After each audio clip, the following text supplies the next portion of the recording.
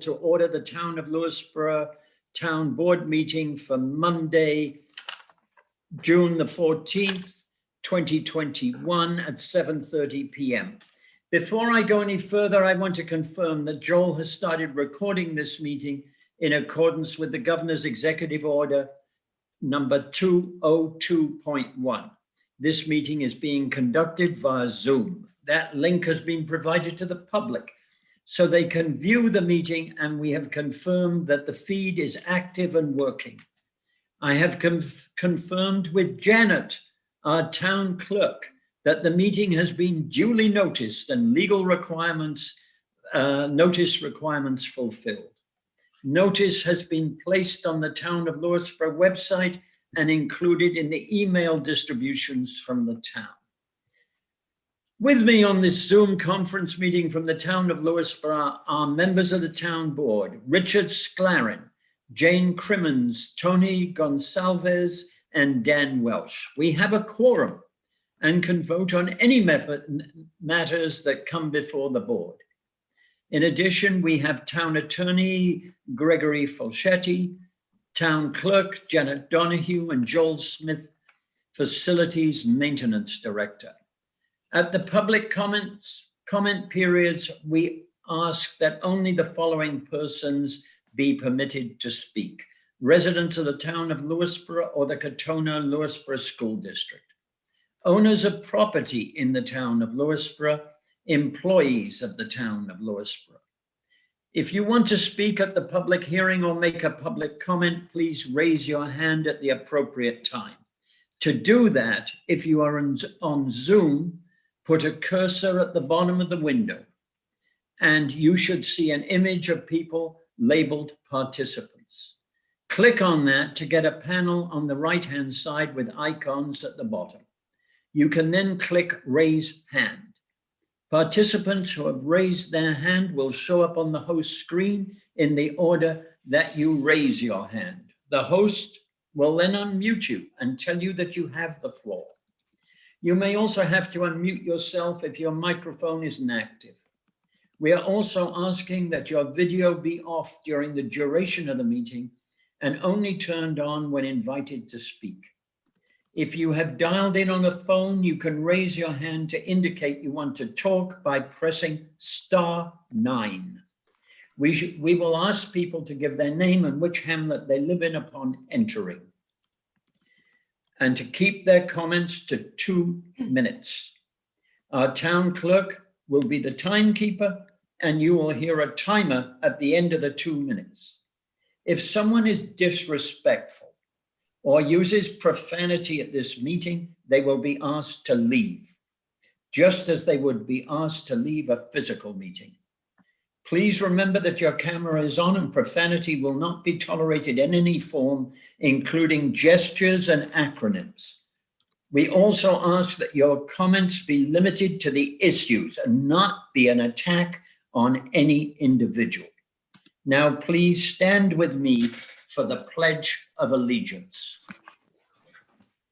I pledge allegiance to the flag of the United States of America, and to the republic for which it stands, one nation, under God, indivisible, with liberty and justice for all. I'd like to have the first public comment period now, and I would like to limit it to cannabis, and I will use the second public comment period for everything else. So does anybody wish to speak about cannabis?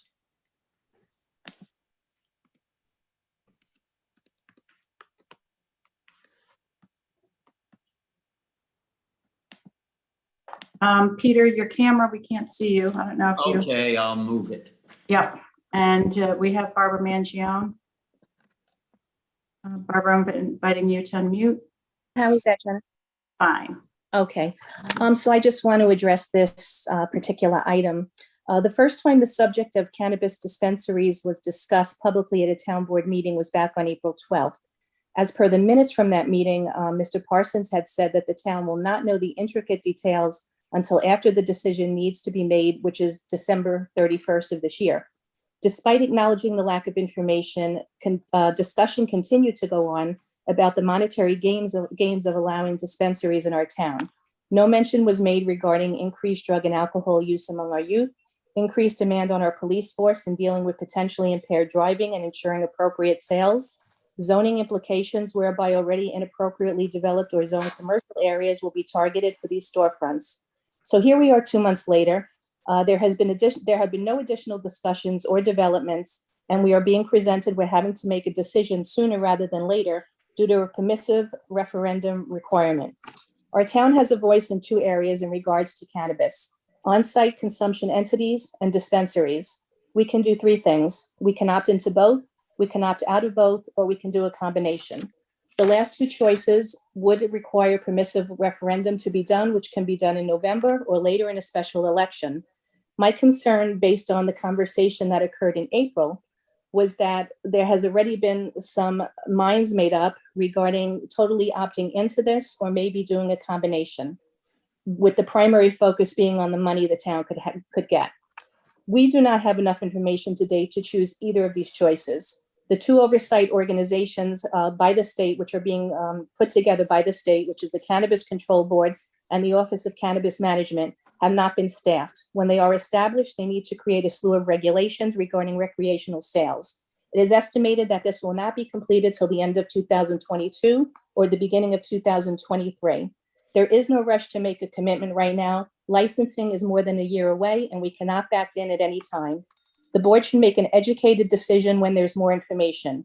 Opt out now with the option of opting in later after the oversight board has been formed, regulations are established, and concrete information is disseminated to the town.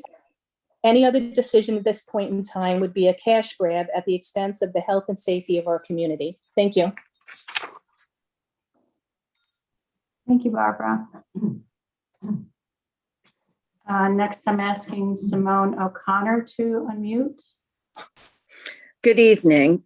I would love to know how the cannabis business is going to be run in our town when for 2 decades we can't give Oak Ridge clean water. Everything does seem like a money grab. I agree with Barbara. I recently recall the Farmers Grind begging to conduct business in our town. We need to completely repair what's broken before adding more. Help our small businesses, stop building at Oak Ridge until we can correct the water situation. And Vista is not your dumping ground. We do not need a 3rd gas station in less than a half mile. Please run this town correctly or step aside and let someone else do it. Thank you. Okay, thank you, Simone. And it appears that's it, Peter. Okay, in that case, I'd like to move on to communications. Item 1 is that Tim Farrow has resigned as a member of OSPAC because he's moving out of town.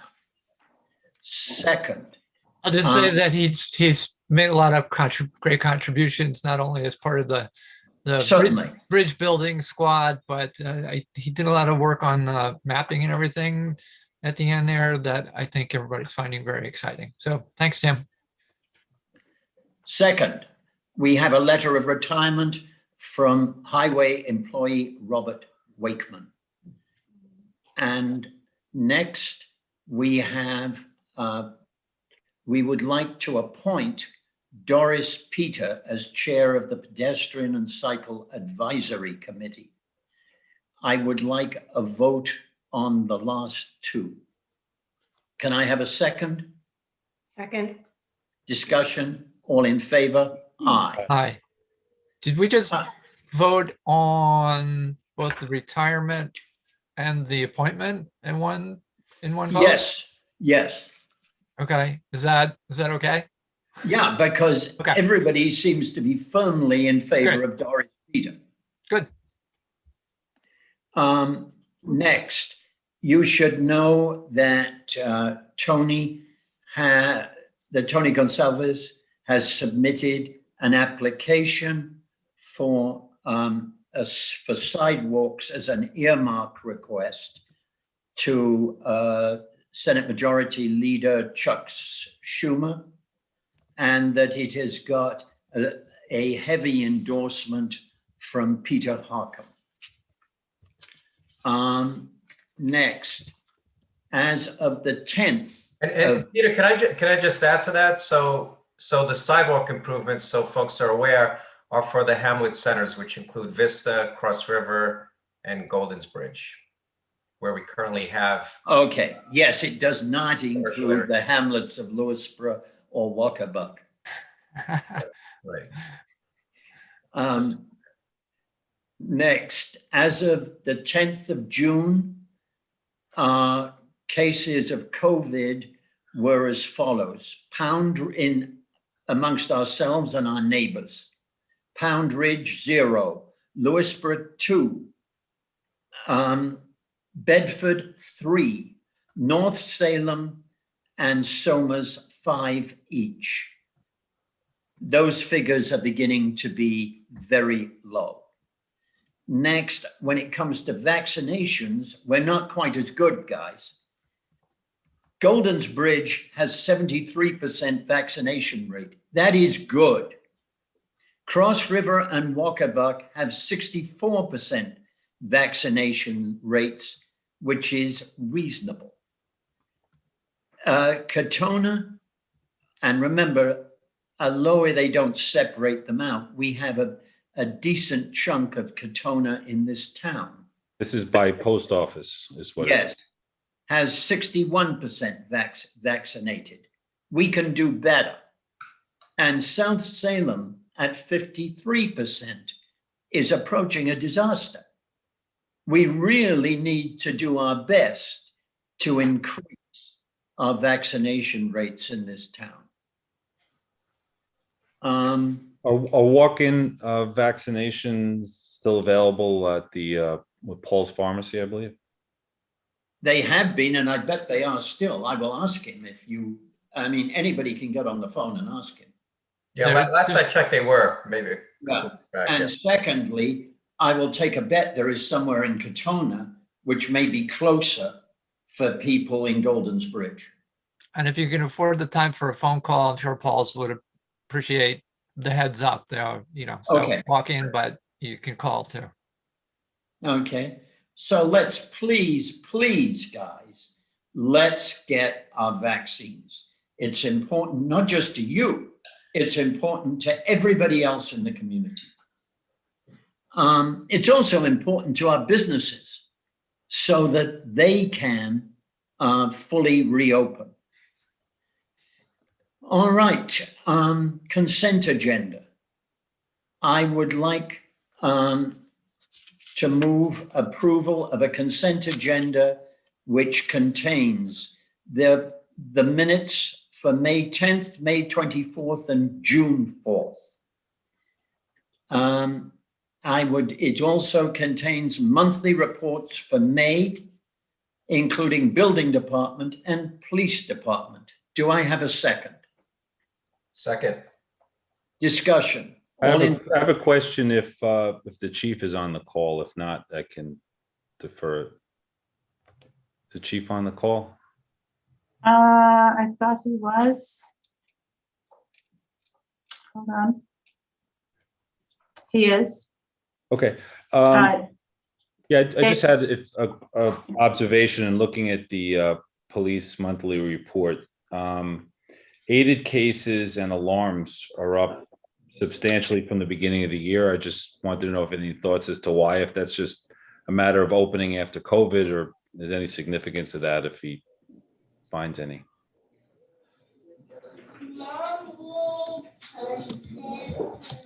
I'm sorry, Rich, can you just repeat that again? It was broken. Yeah, sure. I was just looking at the monthly report, and aided cases and alarms are up significantly from what they were at the beginning of the year. I just want to know if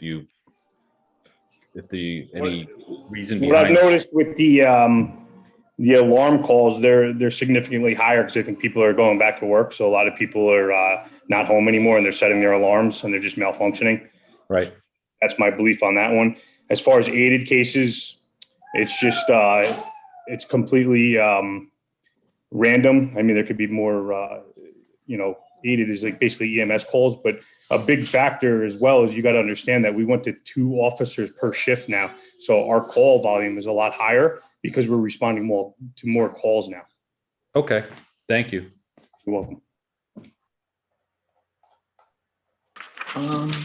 Okay. You have a motion and a second, and that was the discussion, so we could move on. Oh, okay. All in favor? Aye. Aye. Aye.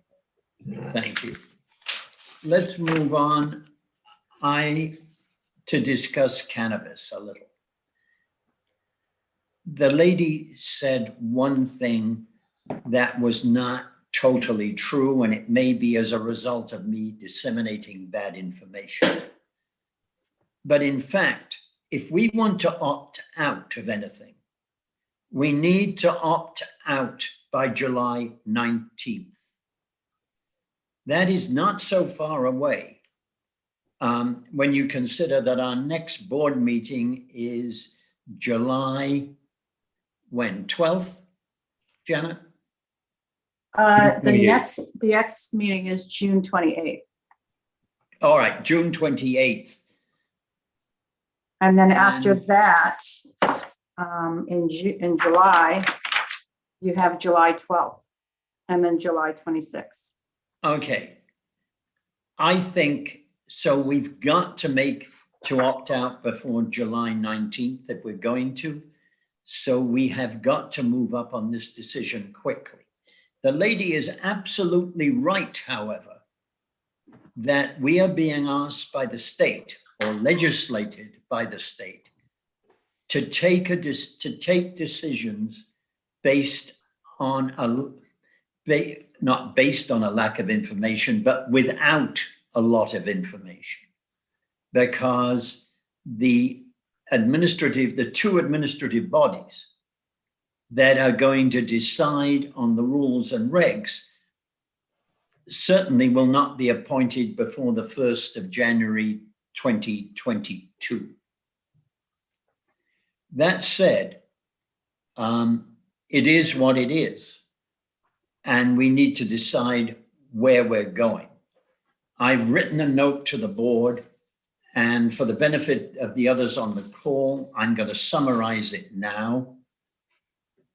It's estimated that 50% of the population indulges in recreational cannabis.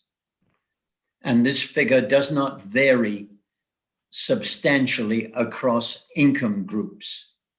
Peter, would you like for me to share that on the screen so folks can? Yes, certainly. Let's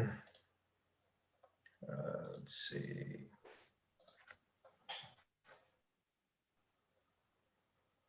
Okay. Experience in other states where it has been legalized is that use increases in the first year of legalization, but then declines back to previous levels. New York is, for your information, the 15th state, excluding DC, to legalize recreational use. If you include DC, you get to 16. Now, what is opt-out about? Municipalities are able to opt out of having retail dispensaries or smoking lounges within their boundaries. Towns have no control over any other related activities. So whatever we decide, our residents can smoke cannabis wherever they are allowed to smoke tobacco, except when driving. Residents can also order deliveries of cannabis to their homes from other towns and will be able to grow up to 4 plants, 6 for a couple, on their property, subject to rules which have not yet been written. A cannabis control board with 5 members will be appointed on the 1st of January 22 in order to establish the rules for the sale of cannabis. In addition, there will be an Office of Cannabis Management, which will handle admin and be modeled on the New York State Liquor Authority. One difference will be that whereas the liquor authority accepts comments from towns, it does not provide any answers.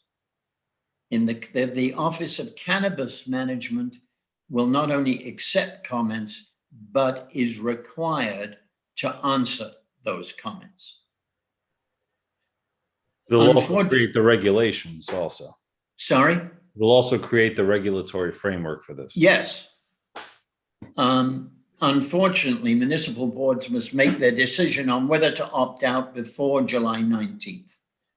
The reasons for deciding to opt in are convenience for those residents who wish to purchase, a revenue stream for the town of 3% of sales made within the town. The public estimate is $30,000 a year, which is not peanuts. And That's based on $1 million in sales. yes, but it depends, quite honestly. Let's say North Salem, Ridgefield, New Canaan, Pound Ridge, and Bedford all opt out, then it would be way higher. If in fact, as it looks at the moment,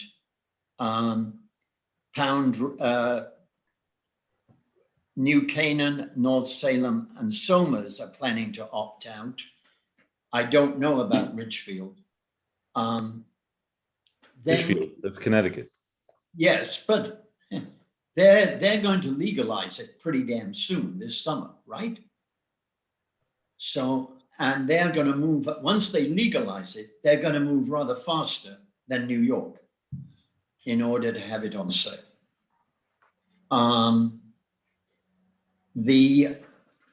am concerned, though, more, almost as possibly more, about if we opt in late, which we could do,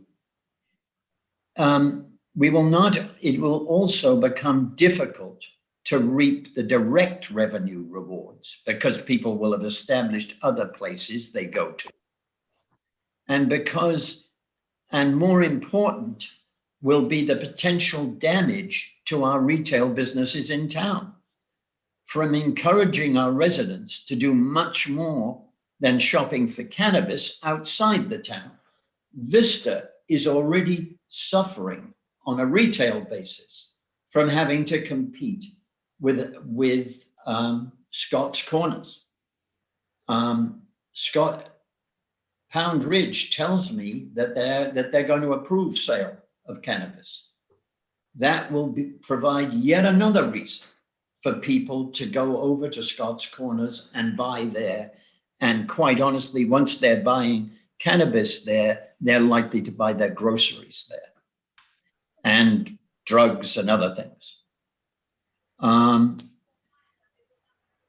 I think I've said that it looks as though Pound Ridge and Bedford are going to allow it. I believe New Canaan, North Salem, and Somers are planning to opt out. I do not know about Ridgefield.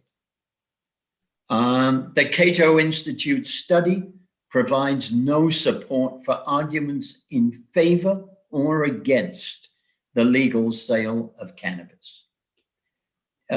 Dispensaries are required to be 500 feet from school property and 200 feet from places of worship. The town will be able to pass further zoning restrictions, such as restricting hours or a concentration of dispensaries. But if these restrictions make dispensaries unreasonably impractical, they will be voided by the CCA. Granted the quantity of town traffic on our roads, policing of out-of-town traffic on our roads, policing is likely to be not much affected whichever way we opt. My own opinion is that we should allow dispensaries for the reasons I've given, but opt out of smoking parlors in town where residents and non-residents almost certainly will drive home after indulging. That's what I think. I have also read an absurd amount on this subject.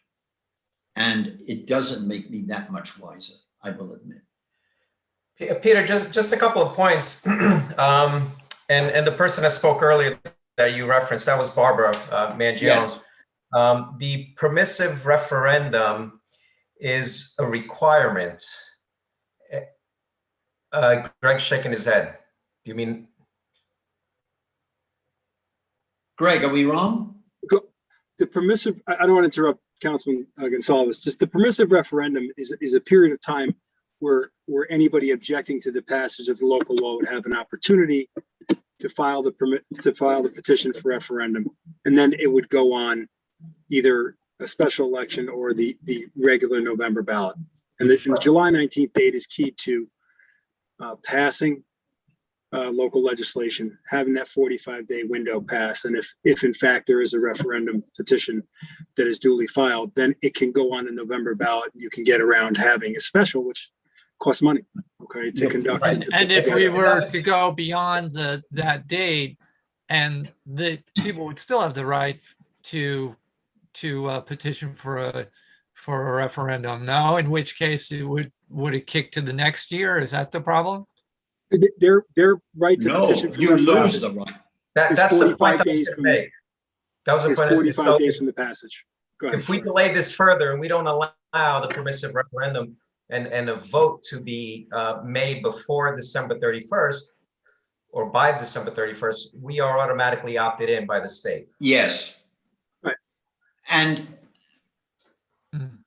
we are required to offer our voters the chance of a referendum, which they get by simply signing up for one. That's my understanding. That's 10% of eligible voters based upon the last gubernatorial election, I think. Right. Which was 2018. If we were to make no decision, which I don't think we're going to do that, but do people still have the right to call for a permissive, to No. You're They don't. you're in unless you opt out to one or both of the dispensary / on-site consumption location. Oh, okay. So for example, opting out of the lounge option kicks Triggers. this in for us. Okay. Triggers a referendum. And in all honesty, the opt-out basically is you're advising the Cannabis Control Board that you desire that they don't issue licenses. Presumably they'll honor that desire. But it's not a mandate. They're the licensing agency. I'm assuming that they gave you the opt-out and all the local municipalities that ability so that they'll honor any opt-out that's duly passed as a local law and survives referendum in that circumstance. So, Greg, can I just ask a question? So if I understand it correctly procedurally, if we were to vote to opt out, then essentially the voters, if they submit a petition with the requisite number of signatures, would have the opportunity by way of a permissive referendum in November to override us if that was the will of the people in town. Right. Correct. It's going to go on the ballot as a proposition, subject to a simple majority, whether it's in November or you wait and you have a special. And that's As a true for referendum. whether we opt in or opt out. No. No, you're in unless you're out. Okay, so it's because it is an opt out. Yeah, okay, got it. So there is no. And that requires the legislative act that Right. that triggers the right to the referendum and subsequently perhaps a proposition on a ballot. So if And we just- vote to opt in, there's no permissive referendum, no No. petition, no. If we And vote if to opt we into just both, all fall asleep at the now, we automatically opt in. Right. but if we voted to opt in to both of them, then there's no referendum. Right. There's no action required to opt in. You're There's in no unless action. you All right. vote to opt So out. the, of the one of act those. of opting out of either one of kicks this in. And Triggers the the right referendum, on is the referendum like 3 parts, like you opt into the dispensaries, you opt into the lounges, or It- opt out? The referendum is on whatever legislation you passed. So whatever you Oh, would to consider in overturn. opting out. Okay, so they wouldn't have a menu then. Yep. Mm-hmm. Okay. Mm-hmm. More questions? Well, I'll just say my inclination is to go where you're going, Peter, that, you know, I'm not like some great proponent of, you know, everybody going out and doing this, but I don't see any difference really between this and alcohol. And if, you know, it's like a prohibition thing. And, you know, if you're gonna make these dispensaries illegal, then, you know, you're gonna shut down your liquor stores. And, you know, I just don't see a big difference there. So I'm kind of with you on where you're going with this. That the lounges do seem to be present some issues for a town like ours. My position, Dan, you finished? I don't want to interrupt. Yeah, no, thanks. Oh, No, okay, sorry. fine. My position is that I believe we should opt out for several reasons. One, this has no impact upon cultivation, processing, or delivery. Those things will go on. It only affects the retail dispensary and in-person consumption, as we talked about. Second, an overwhelming majority of the residents that I've spoken with are against this. They don't want it. And as a Goldensbridge resident for 23 years, I don't think we need a liquor store, a cigar vaping store, and a retail dispensary, in-person lounge in the same shopping center. For the economic benefit, as it's been put forth, if it was to go as indicated, would be $30,000 on $1 million in sales. To me, that's relatively negligible and not worth. We don't get enough of an economic benefit for that. And I'll remember that when we come to do the budget. okay, well, based upon what has to be put there, that's my position. And fifth and last, if a majority of the people in town disagree with my position on this, then it's small d democracy in action. They could submit the signatures to get it on the ballot, and they could overrule what I believe we should do. So those are my 5 reasons for opting out of this. They could also do that for the opt out of one scenario as well.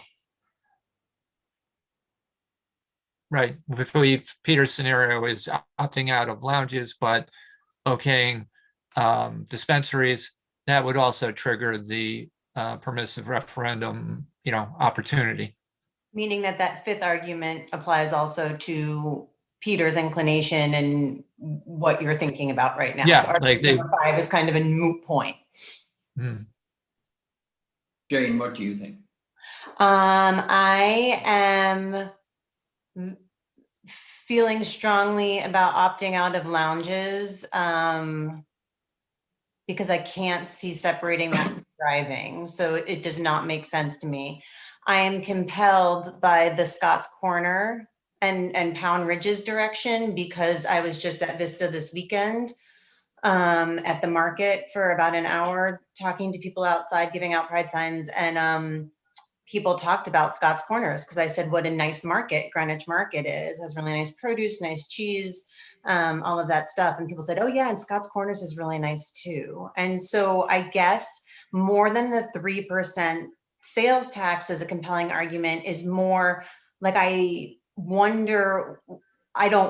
know what neighborhoods around dispensaries start to look like, and it starts to look like economic development.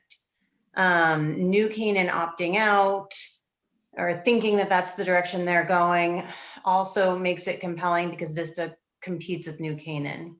Those are my out loud current thoughts.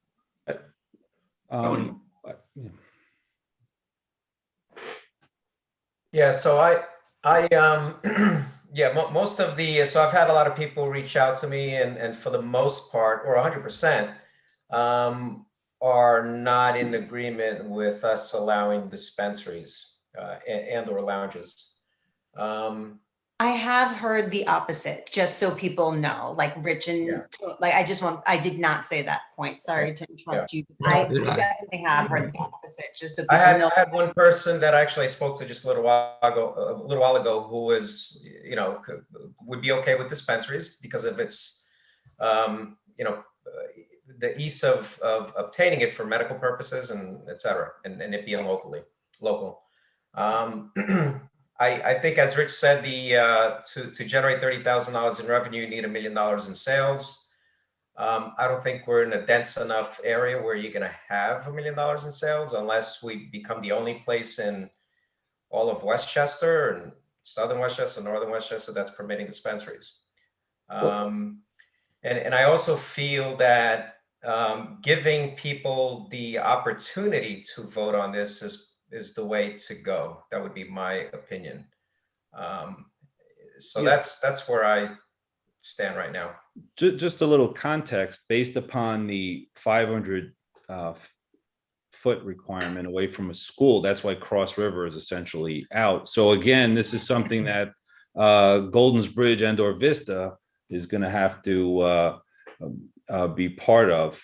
And I think that the argument about Scott's Corners is a little apples and oranges. I think part of the reason that Scott's Corners does well in part is because of it being walkable, and like a same way like the way Katona does well because it's walkable, and that's a big part of the issue as I see it. So Adam, yes.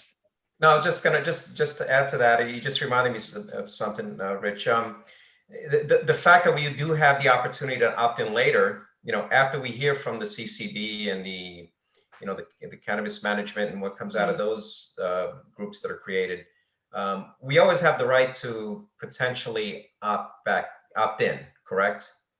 So rather than rush to a decision now about not opting out, it would be good to see what happens in a year or two. Yeah. I disagree, Tony, because I do not want to see. We've got the strongest shopping center we've got in town, in my mind, is Cross River. The two weak ones are Vista and Golden's Bridge. Let me ask you about Vista. And they're the two which are vulnerable. Now, Vista has a childcare, right? Yes. If it's within the 500 foot, does that also preclude? I don't know, Okay. but I doubt it. Mm-hmm. Because if it does preclude Oak Ridge, then the only place left is any other, retail site within Vista, which is the Vista Market, I guess. Yes, Or Copia. I doubt if Copia would go into it, but I could see the Vista Market going into it, yes. Right. And they might go in it very successfully. Mm-hmm. Granted, they're the easy access which New Canaan residents would have. And the fact that they already come up to that area of Vista in fairly large quantities. Right. To go to Farmer's Grind and to go to Copia. Yeah, and I see the benefits. I mean, when I thought about this, I was sort of on the fence because of the economic benefits to the local businesses, right? I mean, I could see, Golden's Bridge, as long as people are coming in, they're buying it and they're taking it home, whether they're coming off 684 or the train. At first I thought, that may not be such a bad thing. But I think it, if we become the only area in northern Westchester, I can't predict what it's going to look like, right? I can't predict, especially when the owner of the shopping center, I saw their plans for the future. They're looking at establishing a Hamlet Center that's going to be family oriented and a destination. So I think with keeping that in mind, I don't think a dispensary would fit that vision in that shopping center. Okay. So you think that, I mean, It has a wine store. 50% of people are indulging from time to time, and people are drinking alcohol, and like I'm not seeing the difference here. I think again, you have to say it's not my thing, but like I think we're coming at this with a pretty prehistoric view.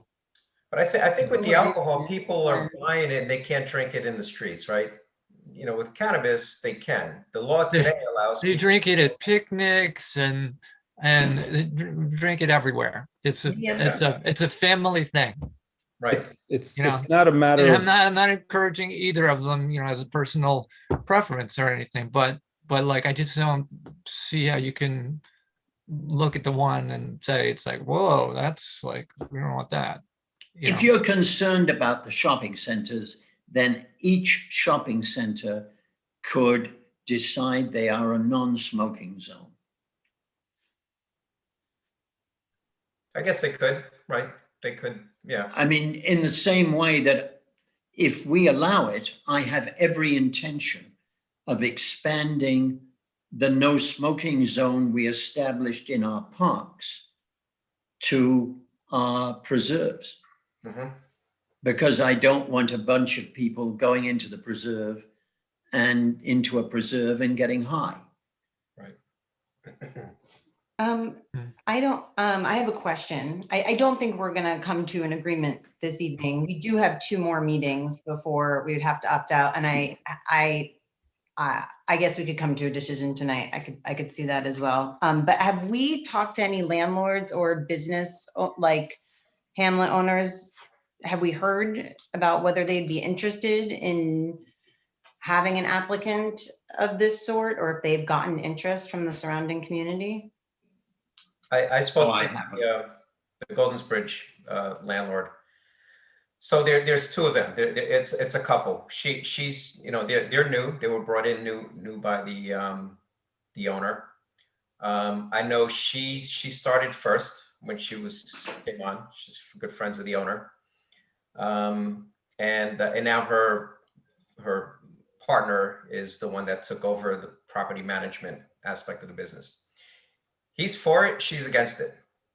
She shared with me that she's not. Yeah. since, could we, There's a split there, but he's for it because of the sort of what I mentioned. People go there to buy it and then take it home. They're not consuming it locally. He's okay with that. could we possibly open up the floor to some questions from residents? Now that they've heard the initial presentation, maybe limited to that, we just have a time limit on hearing some Okay, additional but input from people. But everybody has had a chance to read what I read at the beginning. No, I'm just talking to residents. They've heard the initial Because, comments and well, maybe they have something to okay. add to it. I'm That's fine all. with that. So if we can take, 10, 15 minutes just to hear from residents based upon the feedback Well, they how are heard you going to initially from limit it us. to 10 minutes? Well, I mean, Okay. just, if it's, we'll 5 see how it people goes. only? What's that? 5 people only? Well, let's Well, just let's see see. let's see how many we have and then we'll How go many from there. hands? How many? Yeah, hands up for only those who want to ask or talk about cannabis. Okay, we've got 6. 6. Okay, Let's 6 allow times those- 2, 12 minutes. There you go. We'll limit it to the 6. 7. Too late. I mean, how, Yeah, they're gonna. they're Pop gonna up keep as we- popping up and they go in Yes. order, so.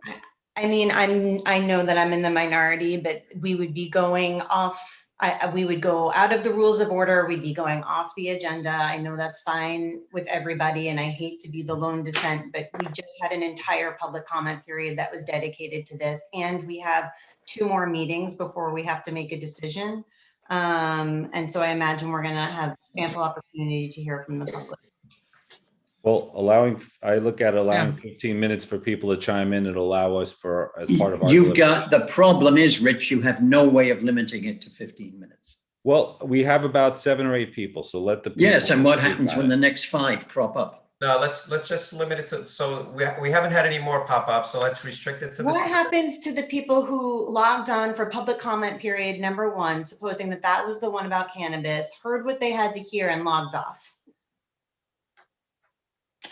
So do we want to go ahead and like schedule a block in the next meeting as a public hearing Okay. of sorts, and then. But the and then- faster we make our decision on this, Mhm. the easier it's going to be administratively to carry out. And just to clarify, I think we only have 1 more meeting where we need to make a decision by, right? I had thought so, but Janet told me I was wrong.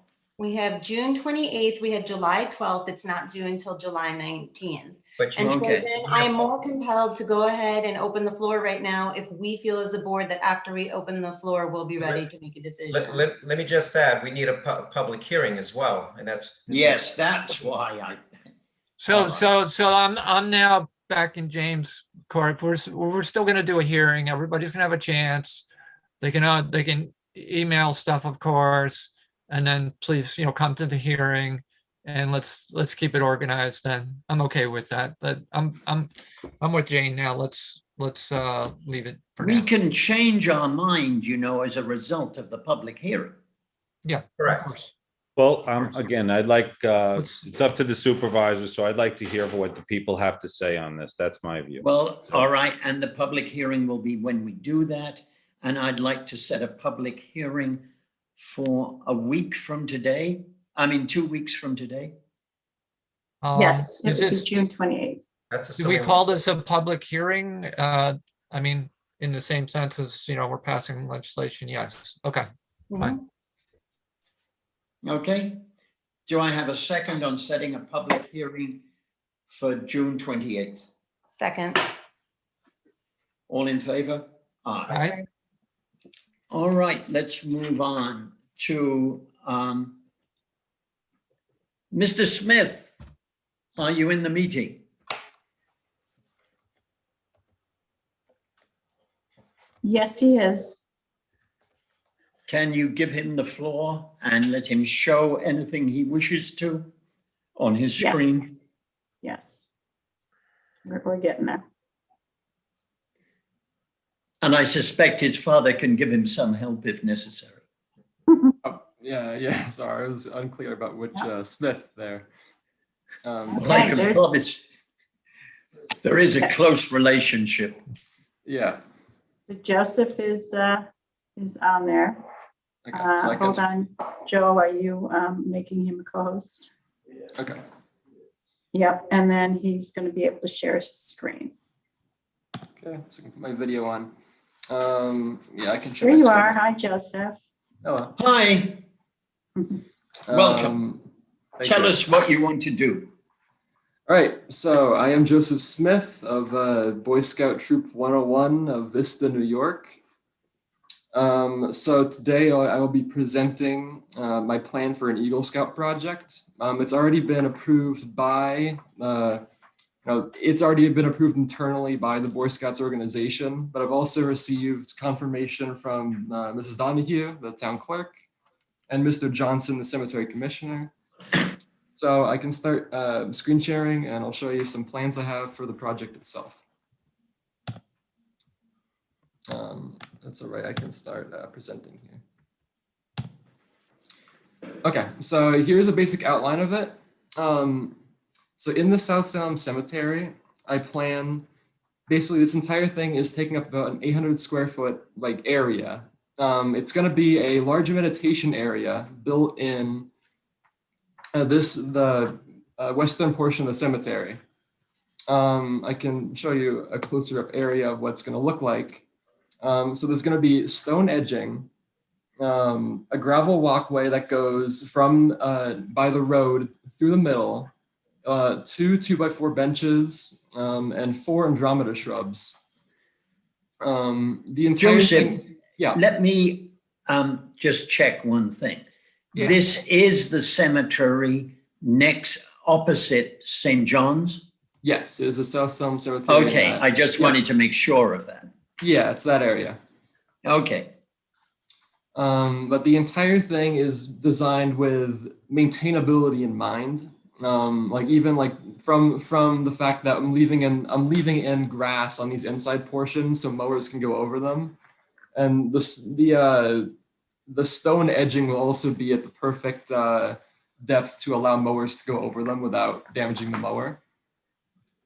So I can move ahead here. Sorry. Again, this is what it looks like as an overall thing. This is how it looks inside the cemetery. I can go over here. So for the benches, there's already unused benches at the cemetery that I plan to repurpose. So these four feet of the benches are are perfectly intact. I haven't confirmed that the two concrete slabs are, but if not, they're very generic, so I can just purchase 2 more. Here's just a picture of the Andromeda shrub. It's deer resistant and it has a high pH, or a low pH rather, it's acidic. And I plan to acquire appropriate fertilizer for it.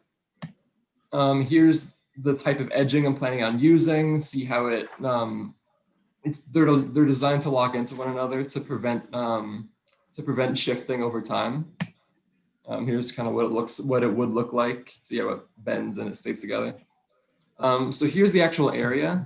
You can see the orange tape lays out where I plan on building. Of course, before I even consider building, I'm gonna absolutely confirm that I have all the appropriate permissions and that this is exactly where I should be conducting the project. We can see this from another angle.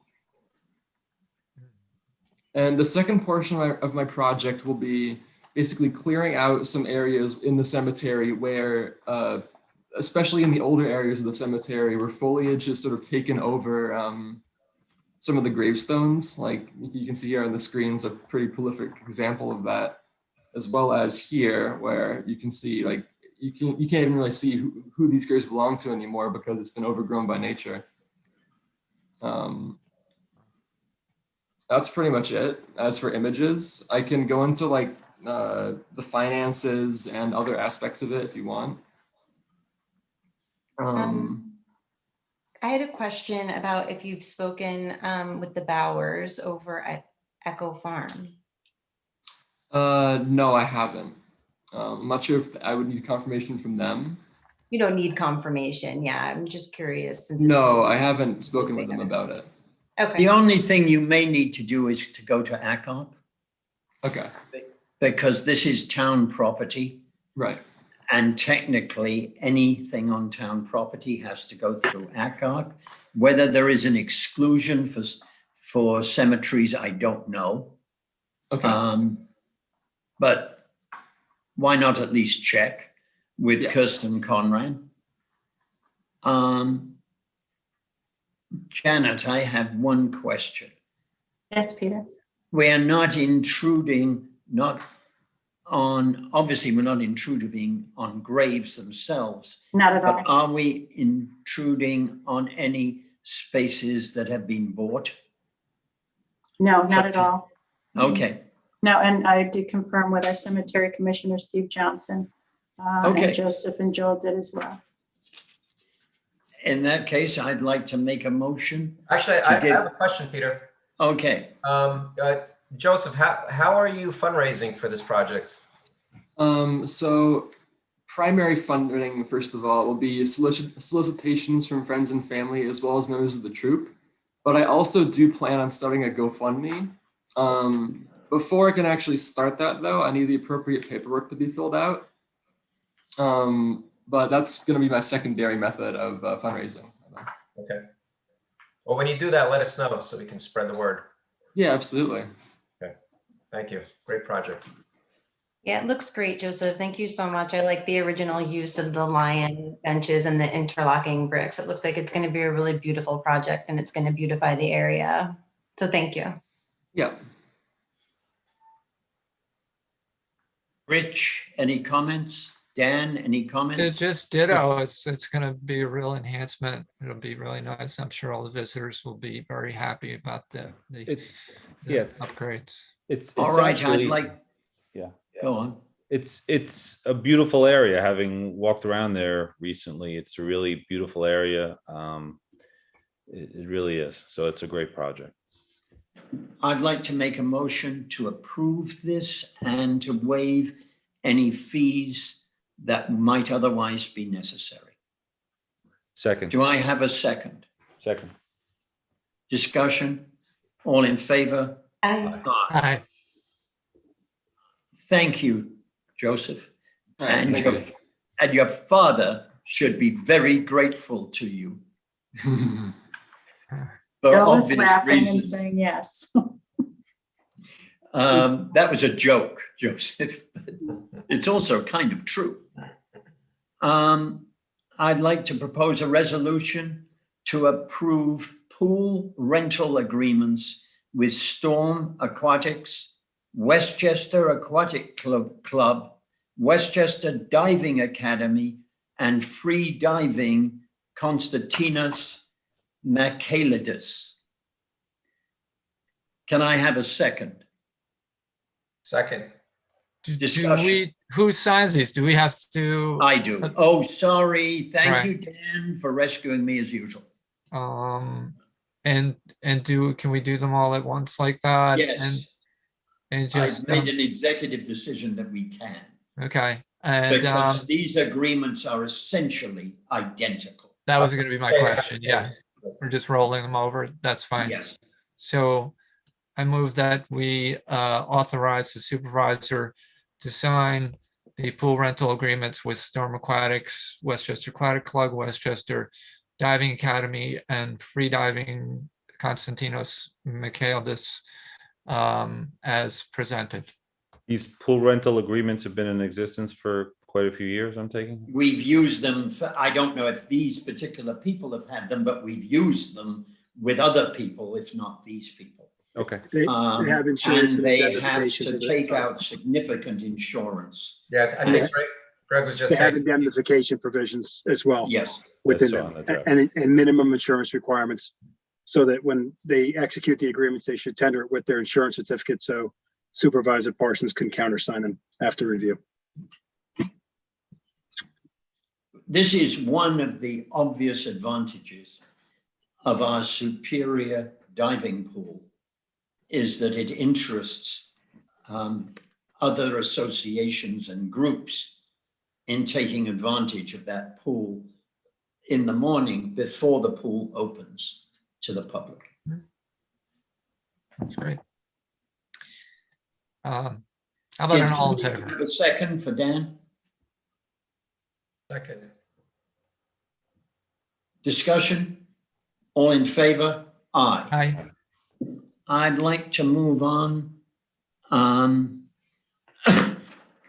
I'd like approval to a resolution approving replacement and installation of well pump number 2 at Oak Ridge.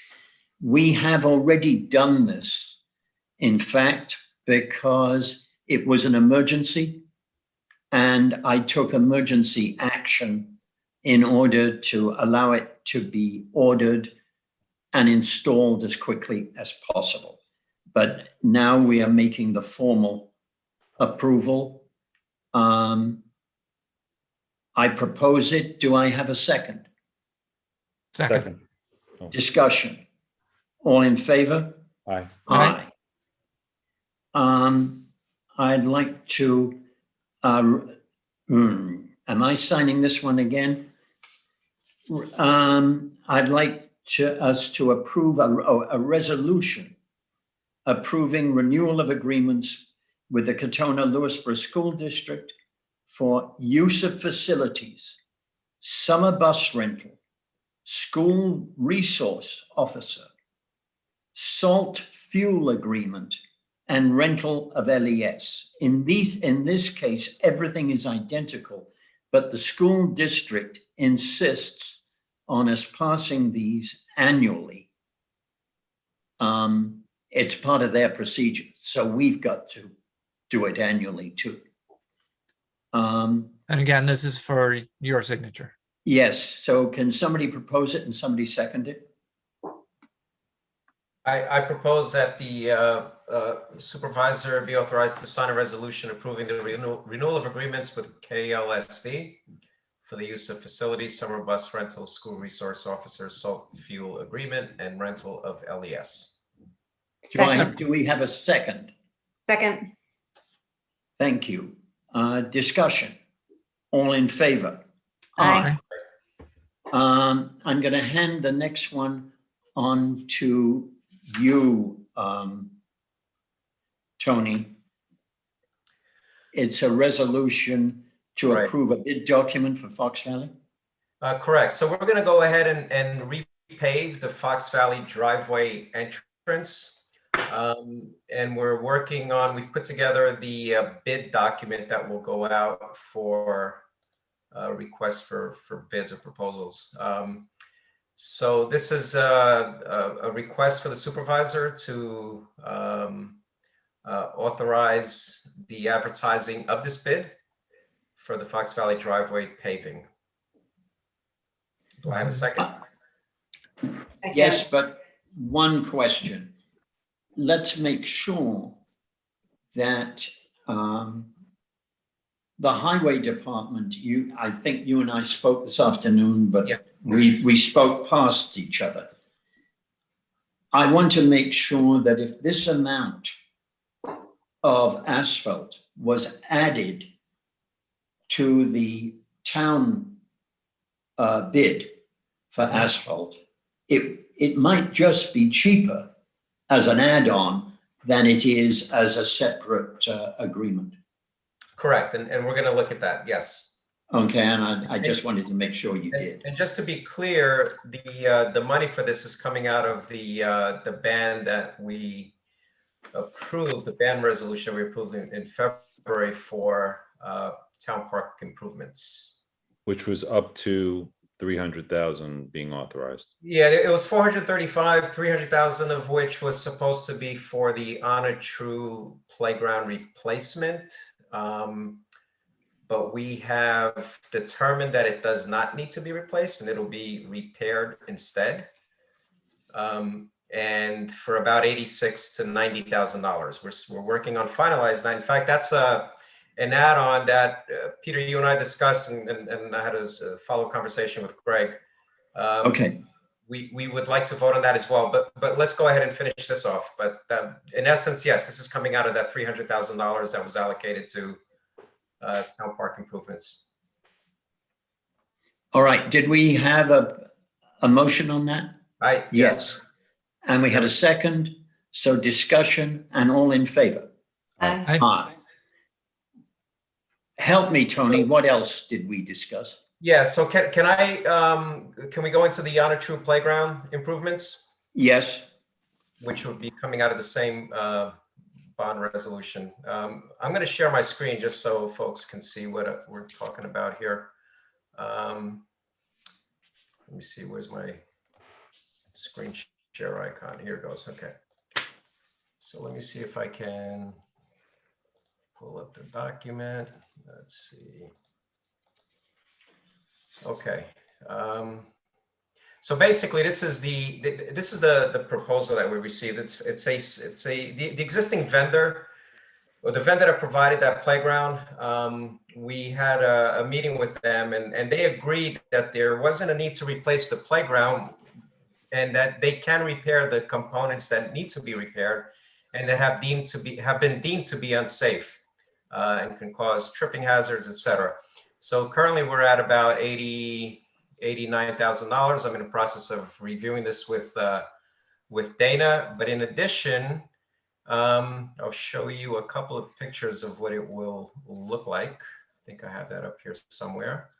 Hold on a second. So when you say there was no need to replace the playground, you talk about the surface? The playground as a whole. So originally we were looking at $300,000 to replace the playground as a whole, including the base. That's what I'm the thinking. footings of foundation. Mhm. And after some review, we decided that wasn't necessary. So what we're doing is we're replacing, most of this is there already. What we're going to do is we're going to provide some enhancements. We're going to include the shading, which, oh, hold on. I'm not sharing it yet. Here it is. Hold on a second. It's not. Oh, here it goes. Okay. I got too many windows open. Yeah, so this is, forget the building in the background. We haven't built that yet. I'm kidding. It's not there. So this is the playground. We're going to be putting in some shade structures. There's going to be a bench here that can support a wheelchair on the ends, and people can easily slide in. Anybody with disabilities can slide in. There's going to be an extra, this spinner thing here. I forget the name of it. Dana, help me if you're on. Yeah, maybe we can have Dana chime in. But this is You called it the spinner. yeah. So we're doing that, and then this is another view, and then we're adding this piece as well here, which is another swing that's made for it's to help folks with certain disabilities. They can easily sit on there and swing away. So it's more accessible. And so we have, and a lot of these components, there's a lot of components here that need to be replaced. Some of the platforms that have that rubberized coating over the steel are cracked. The steel is rusting. A lot of trip hazards. So we're going to be fixing that, and we're able to use the bond money that we approved back in February to do that. So what I'd like to do is get the board's approval to go ahead and do this work. And Tony, you spoke with the contractor. The projected life expectancy of this repair and refurbishing work is 15 years or so, hopefully. 15 plus, I think maybe even as far as like 20, I think, if I recall correctly. Again, if Dana was on, she could chime in, but I don't know if she is. But it's about 15 to 20 years, correct? Correct. Okay. Dana is a co-host. Oh, good. So Dana, you can speak whenever. Yeah. Dana?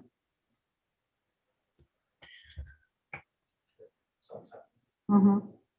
Well, it certainly seems like That's a great. okay.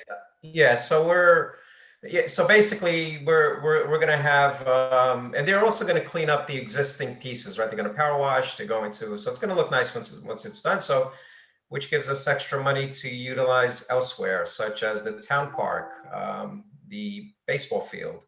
And so we're working on some of those other projects as well. And I'd venture to say that it's environmentally a tad more friendly by reusing stuff as well. So that's a nice thing. Correct.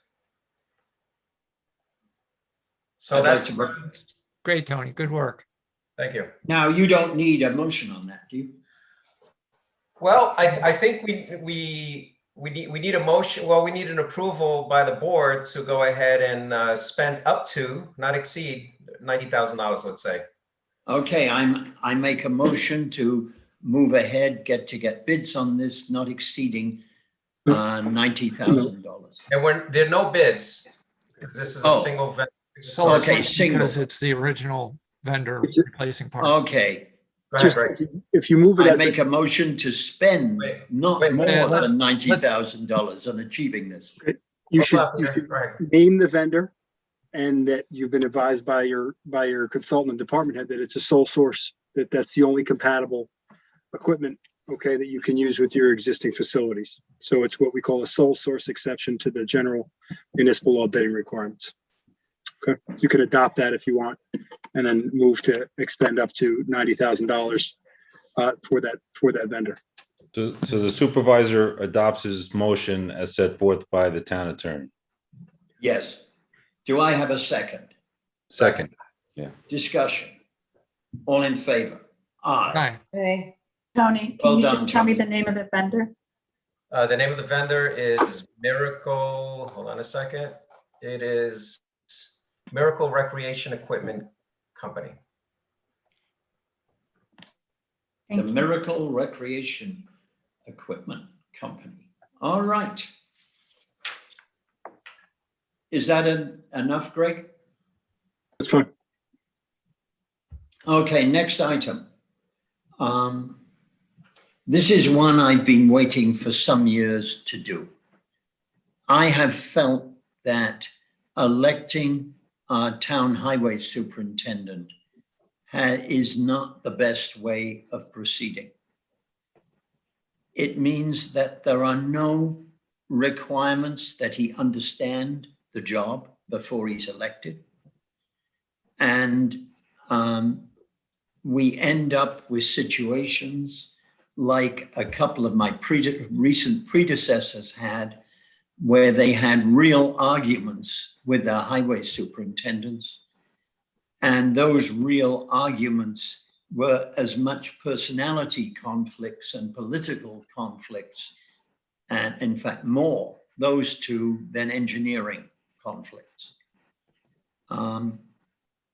I believe we would be better off with somebody who has passed an exam and who we appointed for a term, not 2 years, as it says in the proposal, but 4 years. And that the first term should begin on Jan 1, 2024, which is when Peter Rippinger's term expires. Peter doesn't want to run again and has seen this proposed law and endorses it. I'd like also to put a personal experience into this a little. I and Peter Ripp went up to Ithaca to speak at the Highway Superintendent's Conference. And it was kind of a little bit weird for me because the subject we were given was cooperation between town superintendents, town supervisors, and highway superintendents. Well, that was fine enough. But it became apparent during the session that we were pretty darn unique in having a situation where the two of us got on together, worked together, and people were somewhat amazed.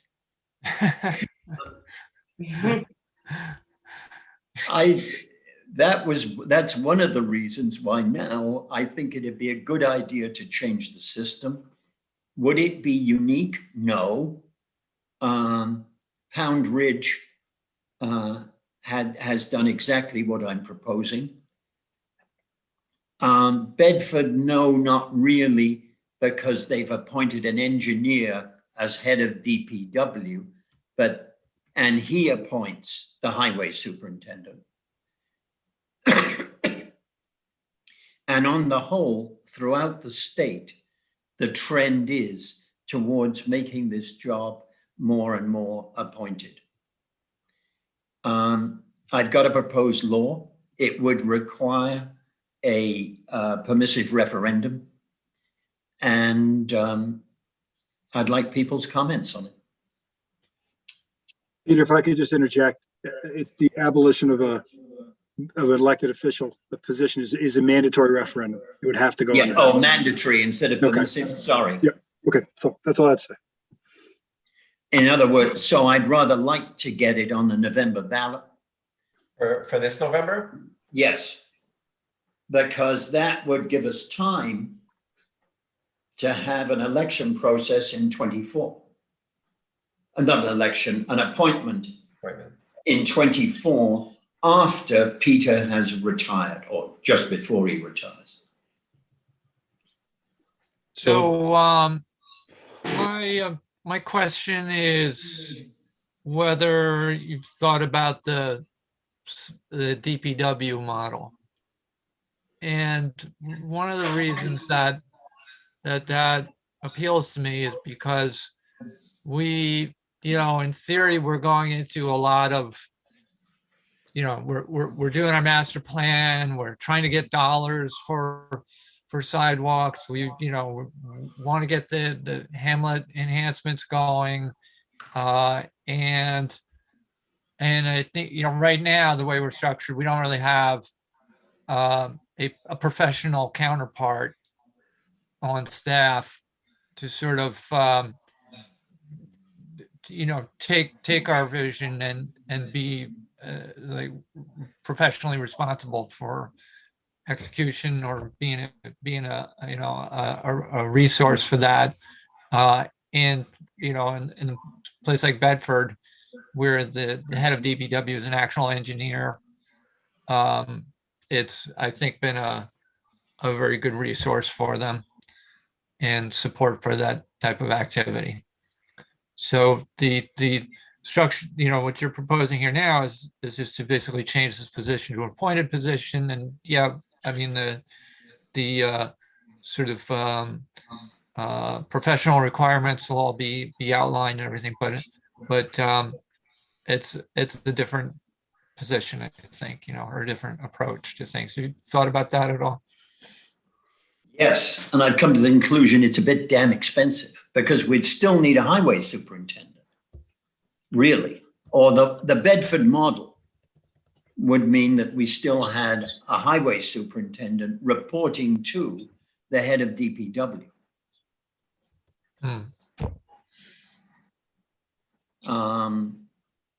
So I thought about it and rejected it on the normal Peter Parsons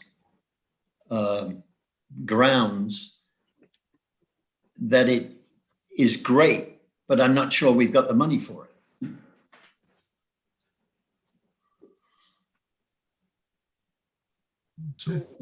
In fact, going with a professional highway superintendent is going to be more expensive than what we have now. What did the neighboring towns have right now? The neighboring towns have. North Salem has an elected highway superintendent who is been in the job, I think, longer than Peter Ripp, all right? So it's a non-issue up there because their highway superintendent has got no intention of retiring at the moment. And obviously I picked a timing on this, which allows Peter Ripp to retire when he wants to, and then talks about replacing him. Pound Ridge has exactly what I am talking about here. Bedford has a head of DPW with a highway superintendent reporting to him. All of these at the moment work well according to their supervisors. The financial cost of Bedford is substantial. Remember what they have done with their head of DPW. They have installed a brand new water system for Katona. They have installed, they are in the process of installing a sewage system to serve Katona and Bedford Hills. These are big projects which really require a full-time engineer. Does having an appointed position as opposed to elected potentially provide more opportunities for cooperation with other departments, more streamlining of operations that wouldn't otherwise exist? I might be tempted to say yes, except for the fact that Peter has got agreements with both North Salem and Pound Ridge. Now, you might not call them agreements, Rich, because they're not on paper, most of them. They are handshake agreements. And they are things like, I want to borrow your so-and-so truck and we will take your driver to operate it while he's working for us. That is the most standard agreement we have with other towns. Does that make sense to you? Yes. Nobody quite trusts a really valuable truck without putting their operator, without lending their operator at the same time. Mm.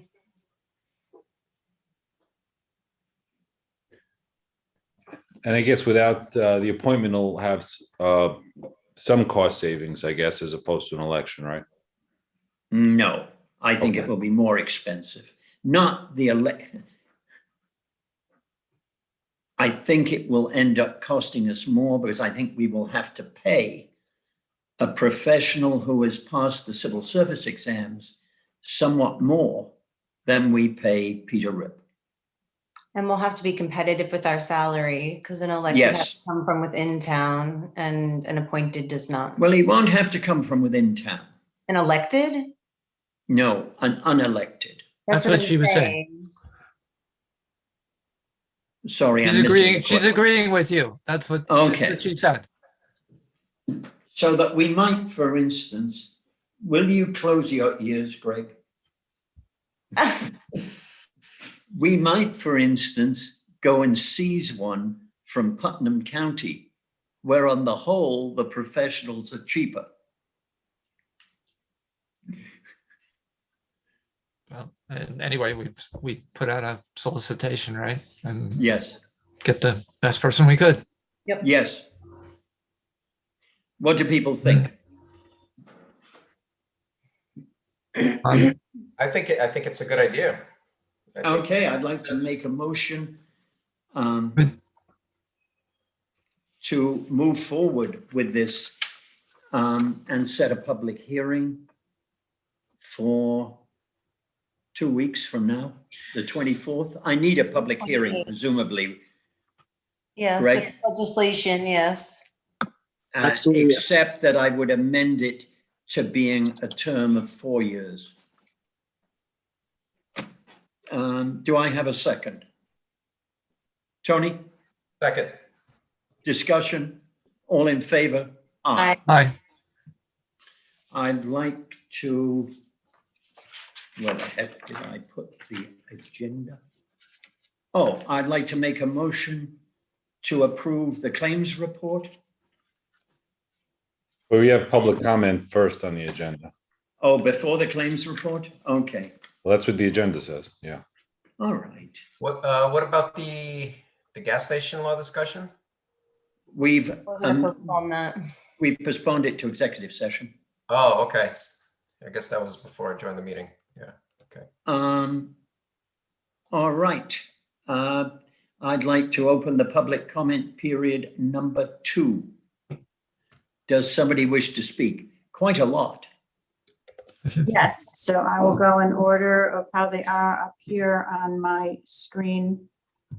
Let me just add somebody that's coming in. So I'm going to ask Barbara Mangione to unmute. And Barbara, you have 2 minutes. How's that? Yeah. Okay. I just want to address a couple of comments that were made again about the dispensaries. Peter, it's Barbara Mangione, in case you forget. Dan, you mentioned something to the effect that what is the difference in having dispensaries? We have smoke shops, we have wine, liquor stores. The difference is we have the ability to control some of this right now. The others have already been in effect. This isn't. So even though this is going to become a New York state law and it's legalized, we as a town have the ability to put some restraints here. We mentioned where would it be? There was some discussion from Mr. Parsons, thinking out loud. I don't want it in Golden's Bridge. I'm going to be very honest. I'm very honest about these things. We have smoke shops. We have liquor stores. We were rezoned on 22 so that we now have a huge affordable housing complex. We rezoned parts of Old Golden's Bridge to allow for multiple dwellings and homes. Rezoning has been used haphazardly. These decisions should be put off. We're currently doing the master plan. Why not rezone South Salem where some of you live? Put it over there. I mean, you know, if you want to rezone anywhere for whatever reason, put it over there. You know, I'm sure you'd be happy to have it over there. A little concerned, you mentioned that we're going to have some input as to whether or not it could be close to a school. There are other areas in Cross River that are commercially zoned that are not close to the school. I will say that I've been following the master plan committee, and to kind of bring something into it, there is somebody on that committee that already mentioned that she does not want to see Cross River change in any way. So she's not being too objective about her role on that committee. And I'm afraid that talking about something like this over there, you know, may go into her discussion and carry on into another committee. There is no rush. It's as simple as that. We can opt out. We can opt back in. As Rich said, opt out, go to a referendum. This is what the process is there for. If it doesn't, if the referendum goes down and we're still in an opt-out capacity, we can opt back in. This is not going to happen for at least 15 months. We are rushing into something that we have absolutely no information on. And I just want to add one thing, and it's something nice. It's not meant to be any derogatory in any manner, but from mother speaking to Mother Jane, you have 3 young children. Please think very carefully about this issue. Thank you very much. Bye. Okay, thank you, Barbara. Next, I'm asking Simone O'Connor to unmute. Simone? One council member has blacked out the screen when certain people speak, blocks town members when posting in public social media forums about town business, and then had the audacity to call a Facebook group with over 800 town residents in it a hate group. This is a relatively small town, a whole lot of good people in it, and this needs to stop. This divisiveness needs to end. Oh, she's blacked out right now. Either we have leaders in this town who are mature, professional, and courteous, who bring people together, or we need new council I find this members. to be another I ad don't hominem care. I attack. don't really care what you I know you find, don't care. Dan. That's clear. It's But I think we well, have, it is. It we is, have some Dan. rules I have about 2 this. minutes. I didn't even have, what did, were those rules in effect when I was called a racist, Dan? Didn't hear you speak, didn't hear you say anything. It's only All right. certain rules for May I- you, may I right? call for executing the No. rules here, No, please. you may call nothing. I'm sorry. I have I'm 2 minutes. sorry, This is but so rude. enough. Yeah. I think Enough Can you, for enough. can you. you mute this lady? Janet, Okay. please. I did as per your directive, yes. Okay, now I'm asking Leah Pizer to unmute. Hi, everybody. I'm good. Yes, you're good, Leah. Yes. So a little bit of based on what Simone was just saying, I was also unbelievably stunned to find out when somebody sent me a screenshot of a Facebook post that there's a local group with about 800 people in it. And I quote, "It is a hate group." And I quote again, Ms. Crimmins, "Definitely a lot of discussion about what to do about that." So as an attorney, I would really like to know, and I will foil all this, and I expect answers because I don't know anything about this.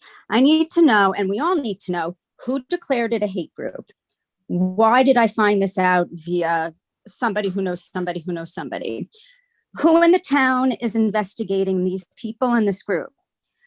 What stage is the town at in investigating a supposed hate group? And remember, a hate group is a legal term under the penal law and civil law. So that is a strong, strong thing to say. So to the town, what stage are you at? At what point are you going to advise these 800 plus people to hire attorneys? Who else is the town investigating? And when did we become a place that labels its citizens hate groups by elected town officials? It is just incredibly disturbing to set precedent in a town like this to try to stifle, even if I don't agree with 98% of what goes on that page, to stifle members of this community. It is a slippery slope. It's every term you learn, the parade of horribles. It's got the McCarthy era written all over it. So for the town board to start investigating groups because they disagree with them. And I know this is a group that is very heavy on a different party. But there's a lot of explaining to do to the members of this community as to why town members are being investigated and by who, and when will this stop? And if I have another, am I done? Yes. I'm sorry, Thank you time's very up, much Leah. for listening. Thank you. Next time I'm inviting Marissa Beatty to unmute. Marissa, you have 2 minutes. Hi, I'm once again bringing up the issue of water in the Oak Ridge condos. Locally, we, the residents of Oak Ridge Water District, are screaming at the top of our lungs that we want clean, safe water. This is not the first time that we've asked this, and it certainly will not be the last time if things keep not getting done. My community has been promised a water treatment facility upgrade by this town board since 2018. It's 2021 and we're still paying for a town-owned water district to maintain our facility and supply us with usable water and waste disposal, something which I believe has not been done in good faith. On Saturday, 5/29, I went to run a bath for my son, and when I returned, the bathtub was filling, but the water had a bright pink hue. I thought someone had put in a bath bomb, as I had not yet experienced something like this, but I realized quickly that this was not the case when the toilets were also filled with a pink purple liquid. I checked my other bathroom as well as the kitchen sink, and it was all pink. My older son is in his senior year of undergrad as a biochemist, and he said to take a sample and not to use the water as we don't know what's causing the color. He guessed that it was possibly some form of permanganate, as it is commonly used to chemically treat iron and sulfides and make them easier to filter out, as well as having that distinct color. Curious as to the safety of this chemical, he looked at the material safety data sheet as well as the recommended procedures to use permanganate, which I will come back to later. In the meantime, I had contact with Tony to let him know as our point of contact for the town board, as the water managing company, VRI, assured me that I would get a call back, and I never did. I was later informed by Tony that his contact at VRI had stated the issue was a communication error that altered the dosage control of the chemical pump. The chemical control system had thought that there were 212 gallons per minute flowing through the plant when the actual flow rate is a quarter of that at only 50 gallons per minute. This caused the control system to overdose the water with permanganate, giving the water that pink color. Every person in the district should have received some kind of official communication from the town or VRI. They opened up a hydrant overnight to remove storage tank water in order to replace it with new clean water. I'm going to take more time as I'm speaking on behalf of more residents, and I have 3 other people sitting with me. This is an ongoing problem. Peter, is that okay? Everybody's. No, if there are other people sitting with you, then they should in fact. Well, I ask for was time. designated as the person in the citizens group to speak. I will be speaking on behalf of somebody else right now. I'm sorry, but the answer is no. Welcome. I'm sorry, Monday. The next person that I'm inviting to speak is Kimberly Morella. Kimberly, you have 2 minutes. Thank you. Good evening. I attended yesterday's newcomer event, and I want to thank everyone for my goodie bag. It had a lot of great information in it, and thank the town for everybody that showed up so I could put faces with names. But as a member of a resident of Golden's Bridge and a new person that lives here, I'm going to say that I am really against what's going on with this marijuana cannabis situation. I really would like for this to go to a vote for a referendum so that the people make the decision, not a group of people that are pretty much all like-minded. I live right off 138, and I guess Mr. Welsh had mentioned earlier about, no, it was Mr. Goncalves, so mentioned about 684 and 22 and Golden's Bridge, nice location. Please no, because already we have the housing that's coming in on 22 and 138. Cars go by so fast. I travel by paratransit. They have the hardest time getting out of my driveway every day and getting into it and to being able to turn into it. So please no on any dispensaries, and I would really like for this to go to a vote for the people to be able to make the decisions on there as a whole. Thank you. Okay. Thank you, Kimberly. Next, I'm asking Andrea Stan to unmute. Hi, Janet. Can I speak after everybody else spoke? I kind of saw that I raised my hands after everybody. So if I could kindly speak after everybody spoke. Sure. Next, I'm moving on to Elio Moschetta.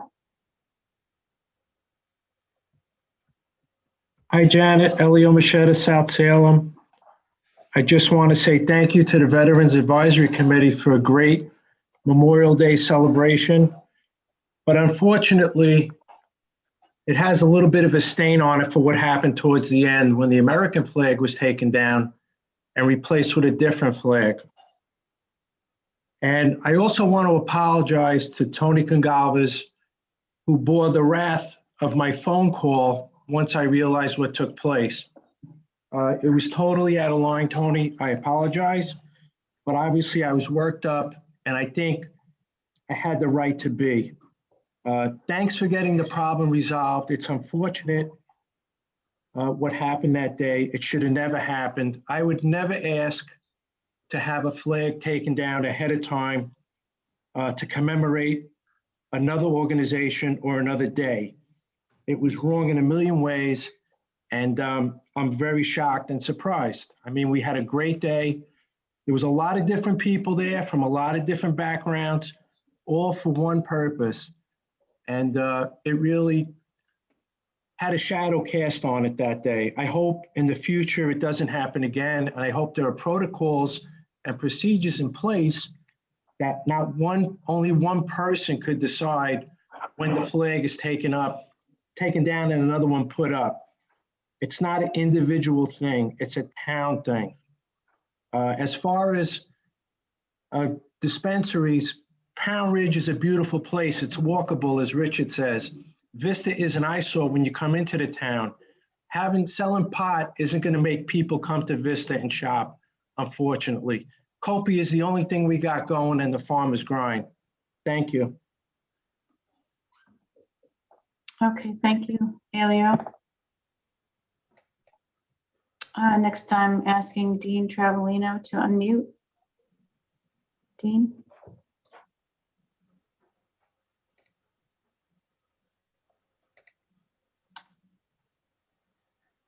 Dean, can you hear me?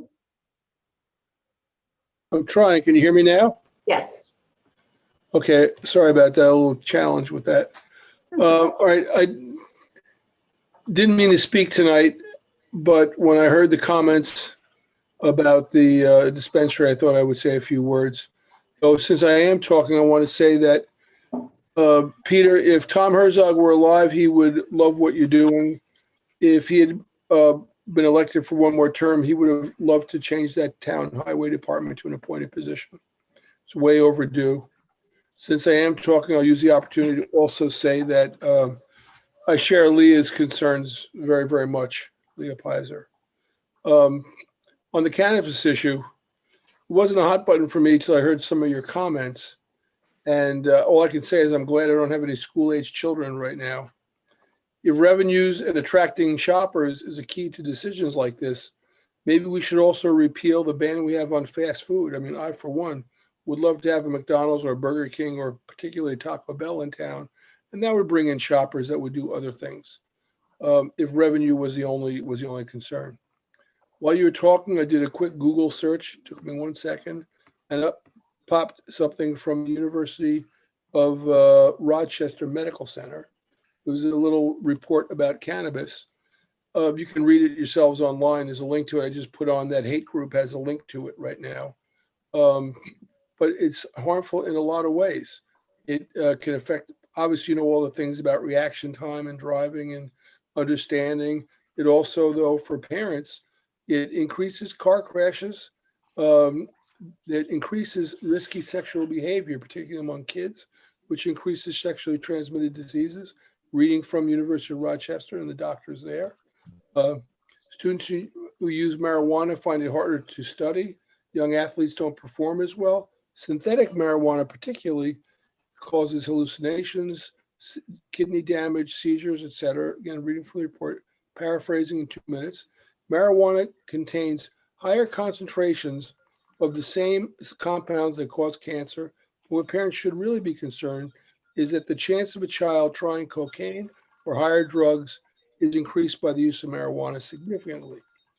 Check it out. It's just the other side of the issue, which I haven't heard tonight. Thank you. Thank you, Dean. And I'm asking Joe Shuhow to unmute. 1 second.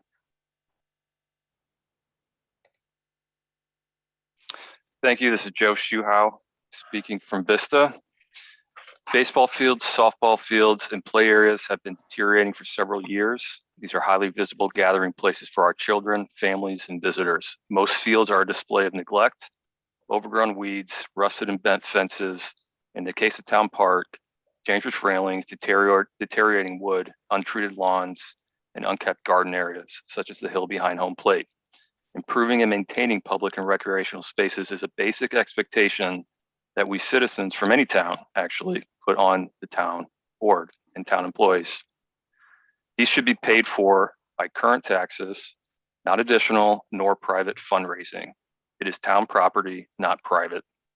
If we're not able to fund maintenance for our public spaces and athletic fields, then priorities are misaligned. That's my comments on the baseball fields. I wasn't planning on commenting on the cannabis discussion.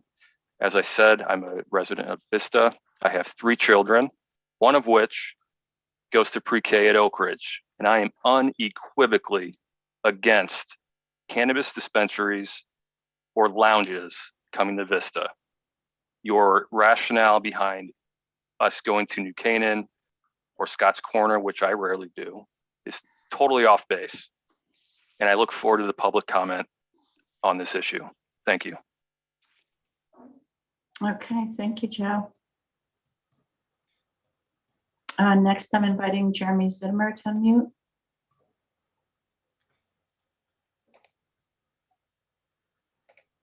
Jeremy? Hi, Janet, can you hear me? Yes, yes, we can.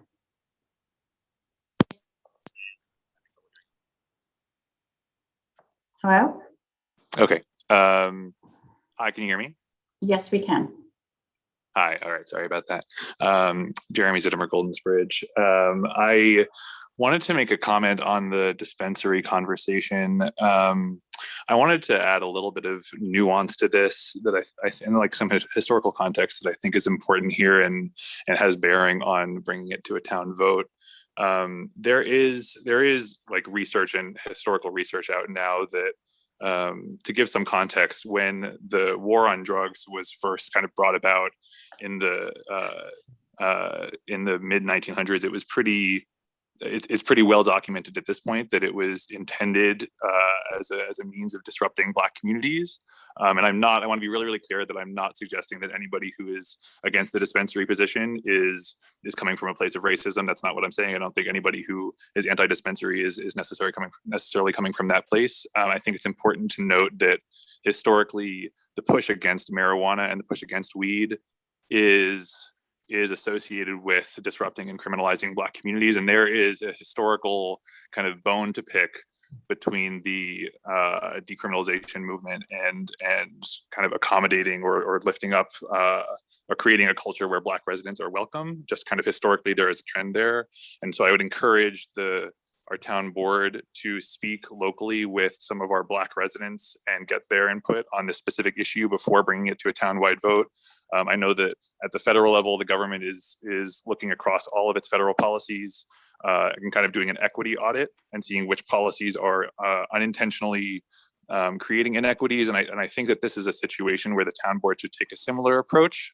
If Black members of our community seem equally kind of split, equally varied, so be it. I think that is an important step to take before deciding that this would go to a public vote. So just some context I want to bring in. Again, I want to be clear that I don't think anybody is coming from a place of racism with this, but I'm worried that if we take a stance as an anti-dispensary town, it will kind of engender the racism that has historically been associated with the anti-weed movement. Thanks, everybody. Thank you, Jeremy. Next, I'm asking Katie Case to unmute. Hi, I'm Katie Case from South Salem. How are you?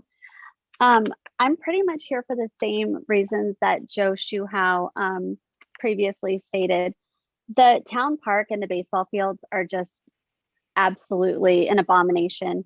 I was actually really curious as to who was in charge of maintaining them, because they just give off an overall look of nobody caring, besides the fact that they're really very dangerous. And from posting an innocent question, I wound up getting a lot of information, and a lot of that said that these pictures and these same complaints have been brought time and time again to the board and to town and to Parks and Recreation. And a lot of promises have been made and money talked about being put towards it. And I would just really like to know when that's going to happen and what the exact plan is going forward.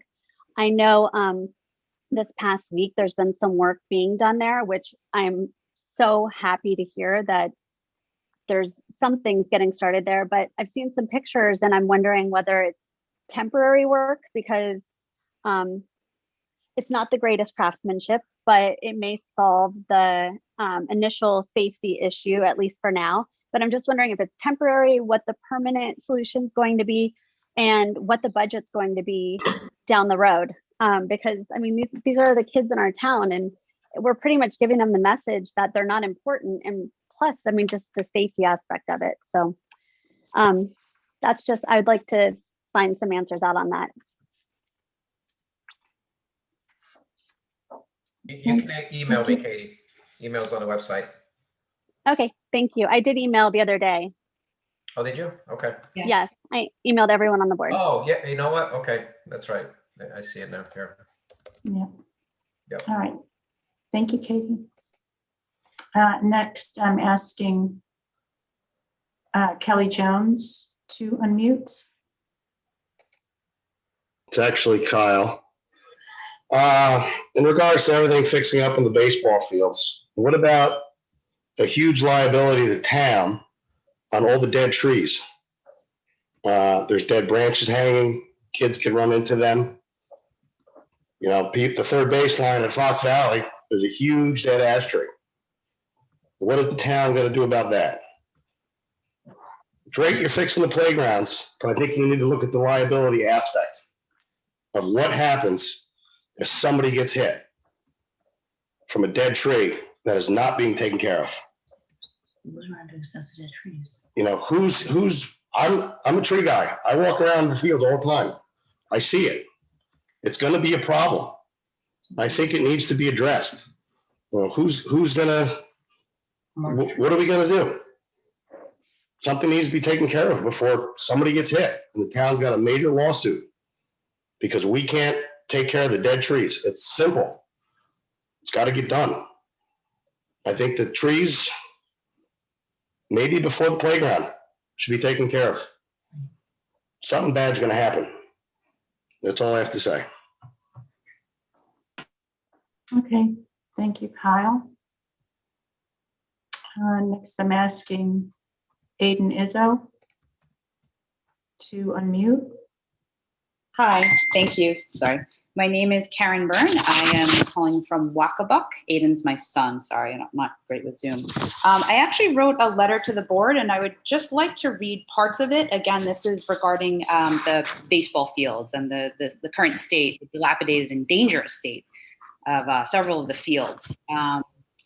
Multiple areas of rot in the wooden steps leading from the field to the risers. That's creating fall risk. The lower retaining wall below the bleachers is buckling forward. Makes me wonder when it's eventually going to give way. There are segments of the wooden fences that have rotted away. And as Katie mentioned, as of this last weekend, it appears there was an attempt, but it's an improper and unsafe attempt to repair one of the fences. The repairs are certainly not up to code. There is insulation foam holding the bar in the place and filling the gap where the wood does not match up. I attached some pictures to my email. Several of the fields have holes. They need to be filled and leveled out. More clay needs to be added. The batting cages at Town Park are a disaster. There are no bathrooms for families at any of these places where we're playing. This forces families with children to either leave the games or use the woods as a restroom, which is clearly inhumane. All the fields are overgrown with weeds, especially on a true park. There are some of the benches that kids can't even sit on. And then I just wanted to have, I don't know if I'm gonna have enough time, but a couple of questions just regarding the budget. I was just looking over the budget in 2020. It seems like only under 7,000 was given to the field and play maintenance. And for 2021, it's slated for 18,000. Seems like we're gonna need a lot more money than that. But then when you look at the tennis courts for 2020, they got just under 18,000 for their repair. And they're budgeted for another 20,000 in 2021. And this is my first year in baseball, but I understand the elementary children, thank you, have no other real places to play, but there's tennis courts all over. There's also $27,000 that was budgeted for fireworks for the 4th of July, which was not used, and there's nothing for 2021. So just wondering if we could take some of this. In addition, what about the grant money that Senator Harkam had slotted for these repairs? I understand the pandemic slowed things down, but is there a way to secure that money for the repairs? And if that money was reallocated somewhere else, where did it go? Thank you so much. Okay, thank you. Next, I'm asking Robin Leganzowski to unmute. Hi, everyone. Listening to this meeting. You can hear me, right, Janet? Yes. Okay. I'm listening to this meeting and just I cannot believe all these pieces of the puzzle are floating around. First of all, I'd like to just point out that a Black resident did say they were against the dispensary in this very meeting. So what a previous person said is he's not hearing the people that are speaking. Secondly, it's a very sad state of affairs that we're putting in the dispensary, but our town fields are falling apart. So children should switch over to smoking pot and then because they can't play baseball. I mean, this is the craziest, saddest, most pathetic meeting. I'm actually weeping over it, that this is the state of affairs in our town. Then we have someone who's promoting inclusivity and this group and that group, yet calling a Facebook group a hate group. That's a legal term in actuality. And so we got a lot of things out of control here. And I think that maybe the supervisor, or now we have a deputy supervisor, so we have two people, should try and rein this in, because these kids are going to have nothing to do but smoke pot that they bought in Oak Ridge down by the preschool. And I'd like to reiterate that we're not talking about minorities or other people. I'm talking about rich people, rich white people, if you need me to clarify, from New Canaan who've got nothing to do but spend their money because they can't grow, buy, or possess pot in Connecticut right now. They're going to come to Vista, and then they're going to drive through our towns or drive to Golden Bridge, wherever we put it. And that's what's dangerous, not having people come into our town from New York. Thank you. Thank you, Robin. And Andrea Stan, I'm asking you to unmute. Hi, Janet. Can you hear me? Yes, we can. Hi, good evening. After listening to various town board meetings, I have come to realize that maybe it's time also for me to say my piece. And I'm sorry that I'm going last because I had to kind of collect my thoughts here. So I would like to add some personal thoughts about the conduct of some town board members. And I have a really hard time believing that these town board meetings are based on democracy. Supervisor Parsons silencing citizens just because they raise their opinions. I think this is utterly wrong. As town board members, you have to listen what citizens have to say. It's our right, whether you like it or not. Also, I echo Leah Peiser's sentiments. How can a public elected member continue to instigate and add divisiveness to this town by spreading untruth? Yes, again, here we go. It's disgraceful. Perhaps you ought to look closely into the code of ethics, specifically general standards, paragraph 18/5-5, a legal issue, most certainly for the town lawyer, Mr. Folchetti, to address. And Tony, by the way, hello, you're in the take group too. Okay, I'm sorry. So I do hope that you listen closely what I had to say, and as I probably also get a feeling I'm not alone in my sentiments and thoughts, and wish you all a good evening. Thank you for letting me speak. Thank you, Andrea. And that's it, Peter. Right, I'd like to make a motion to approve claims. Do I have a second? Second. Second. Discussion? All in favor? Aye. I would like to suggest that we adjourn to executives. Wait a second. Janet's going to jump on me in a moment. That's me. The next town board meeting will be Monday, June 28th, 2021 at 7:30. And if I've said June 24th previously tonight, then erase it, and it is June 28th. It's the next town board meeting at 7:30 via remote access. I'd like to make a motion. Oh, I'd like to poll the board. Rich? Yes.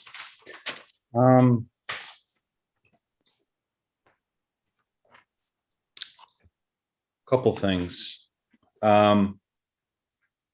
Yesterday I attended along with the supervisor, and Jane and Tony were there. We had a new residents get together. I don't know what the official New neighbor network. neighbor. New Okay. neighbors.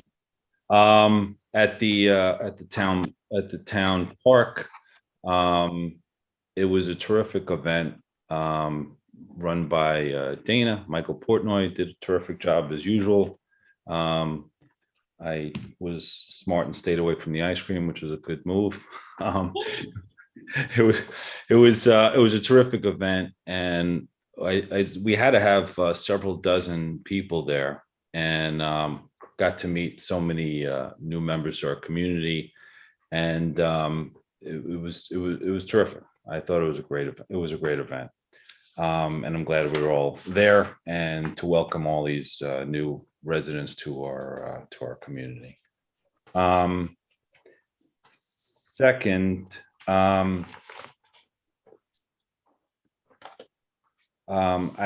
as to the legislation, the marijuana legislation, I've given my view on it. It has absolutely nothing. My position has absolutely nothing to do with anything aside from my reasons for opposing it. Absolutely nothing else. So I wanted to state that.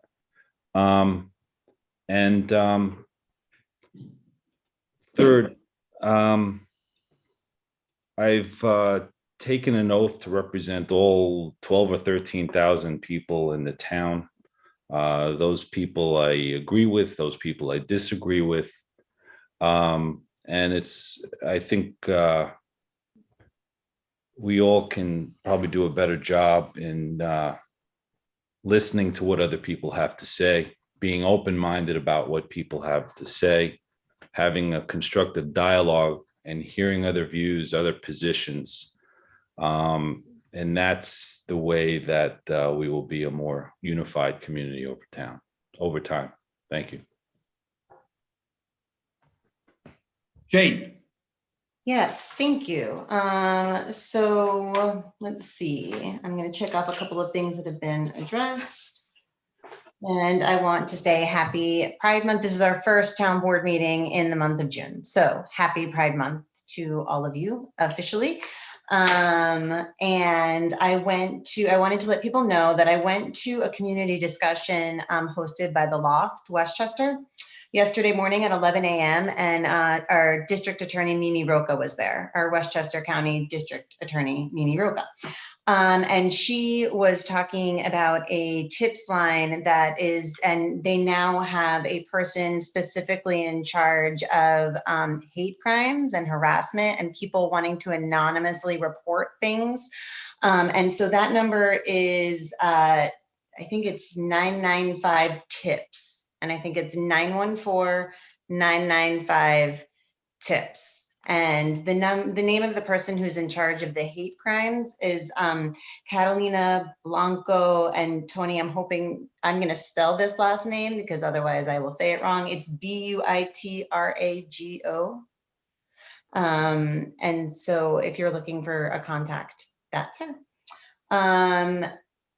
That also brings me to want to share with you that as part of our initiative, I think, I hope that people have seen the lawn signs around town and the banners and been encouraged. I've heard some encouraging stories about families dropping off paperwork at our Parks and Rec department and having a transgender child and feeling like relief and welcome and just joy at seeing the Progress Pride flag there. I've heard that repeated a couple of times, and so that's how much it can mean to people. I wanted to go ahead and share my screen here to share that Lewisboro, also as part of our initiative, our Pride initiative, is going to have its own community conversation. And it's called There for Each Other. I'm going to open this here, see if I can share the poster.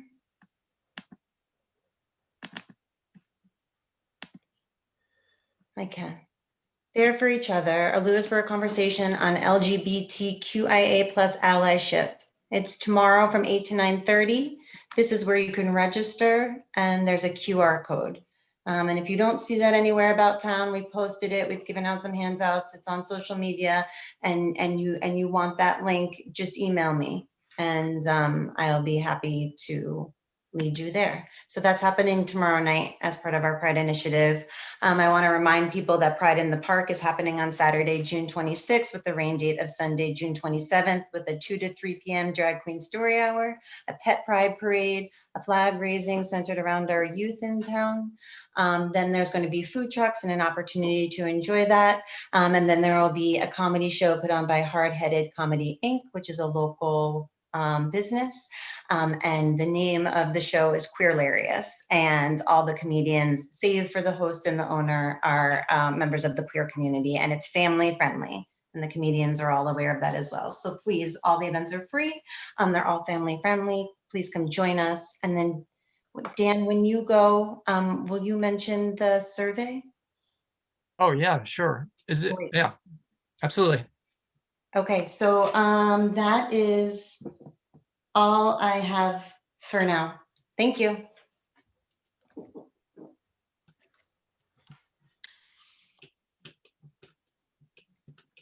Shall we have Dan go next? So I'll just go then. Go ahead, Dan. Yeah. Okay, I thought, sorry, Dan. No problem, no problem. So first of all, Jane I'd say extended it to you. fantastic work by Jane and her whole team on the Pride Day or the Pride Month activities. It's amazing, and I'm just really so happy to see all that, and I hope everybody gets out and enjoys it and supports it. And so you see posted on the screen here the information about the survey. The comprehensive plan steering team is really looking to get as much feedback as they can at this stage. And this is not like, this is it comes in and then the plan is done. This is to help them sort of scope out the work that's going to go on ahead. So it's to get a sense of where people's strongest interests are in terms of the different elements that we would be working on, not precluding any element in the future, but it's kind of the first round of giving some feedback. I advise, ask everybody to try and take some time. It's not a really onerous thing. So please get in there and give me your feedback on the survey. Should take less than 5 minutes. It's at lewisboro.gov/CMPSC. Sorry, it's on the comprehensive plan. And you can find these physical copies at the townhouse, at the planning office, at the library, and the local post office. So it's the very first round of gathering community feedback. The committee felt like this was the most equitable way to do it. Yeah, So maybe Janet, you can shift this link into one of the sliders on the homepage or something in the next few days would be good. Heard a lot of comments about the fields, and obviously it's an old subject, but it sounds like maybe it might be nice to have Dana come in and kind of do a whole review of where they stand and our budgets and how we got to where we got to. And obviously the key thing is just that we've been, scrimping and operating on a shoestring for, a long time through all these financial crises, and a lot of compromises were made, not only in this area, but in others as well. But, it's really just a matter of the town. If the town wants to, as a whole, spend money on these things, and then that's where we should go. But you don't get stuff for free. We'll have to put some funding into it. So let's kind of assess that and see where it's going. All this stuff about hate groups and stuff, a comment on Facebook is not like some legal forum. Everybody's acting like we have to respond to some comment on Facebook and get the lawyers involved, and the board has to go investigate this. That's not town board operations or business. Please don't be, let's not make things more complicated than they are. And that may have been a not the best use of terms, but the group in question kicked me out of the group because I made a critical comment about somebody who was celebrating this shooting by Kyle, whatever his name is, in that Black Lives Matter. They were actually celebrating it.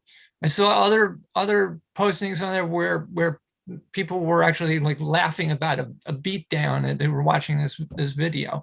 I saw people celebrating the Boogaloo, which is this a right-wing sort of version of racist Armageddon. That's not, there's some wonderful people in that group, absolutely, but it's it's a pretty not the most family friendly. We're talking about family friendly stuff today. That's not a place I would advise anybody with families to go. Although I haven't been there in a while, as I said, because I got kicked out because I must not meet the criteria or something. So anyway, I would say I've spoken too long about Facebook. It's not really a part of town board operations. I wish we could keep our commentary on just the types of things you'd like to see happen or not happen, and not who said what to who or who. Let's try to stick to business, because else it's just there's no end to it. Oh, Yes. okay. Oh, yes, Tony, I was about to skip over you. Okay. Yeah, so a few things. So first of all, I want to thank Apex Fitness. I actually registered for their event on June 6th, but because of other commitments, family commitments, I could not make it, but they held an annual 5K run/walk with a barbecue, with the donations benefiting the Amy Marie Crabtree Foundation and the Apex Scholarship Fund. The Team Amy Foundation supports women victims of domestic abuse, animal shelters, brain tumor research, and underprivileged children. So thank you, Apex Fitness, for doing that. John Jay Community Trail Race, another event I was hoping to attend. I was not able to. That was just yesterday. So thank you very much for the folks that managed that race. Today is June 14th. For my friends across the pond in France, it's Bastille Day, which signals the start of the French Revolution. But today is also marks the Second Continental Congress adoption of the first U.S. national flag. So it's Flag Day for here in the U.S. Speaking of flags, the Veterans Advisory Committee requested that a U.S. Army flag be placed on the flagpole in front of the townhouse to mark 246 years of service by the U.S. Army. So today is U.S. Army's birthday. And we had discussions about that flag and where to place it. And apparently there's a flag code that the Veterans Advisory Committee are very fully aware of. And they presented to us that they can do this, and they did it for the U.S. Army flag. And the committee will also do the same for other branches of the U.S. military on their respective birth dates, which will be forthcoming throughout the year. And so, so thanks to the Veterans Advisory Committee for educating me on the flag code. I think they should be the consulting body for any and all things related to town flagpoles. So thank you very much for that. There was comments about so the cannabis thing. So there were a lot of comments during the second public comment session, which seem to indicate that people think that we've already, it's a done deal. We've done this. Why are we doing this? We're a bad board, et cetera, et cetera. First of all, we haven't made a decision, right? So there's still a lot more work to do. There is also the permissive referendum. So if we decide to opt out and the position is put on the ballot in November, it's the residents who will get to vote on it, not the board. So I just want to make that point clear. Regarding the field works and the Parks and Rec maintenance, I agree. There's a lot of work that can be done in terms of regular maintenance of our fields and keeping the fields neat. And so I've been having discussions with folks who are responsible for that.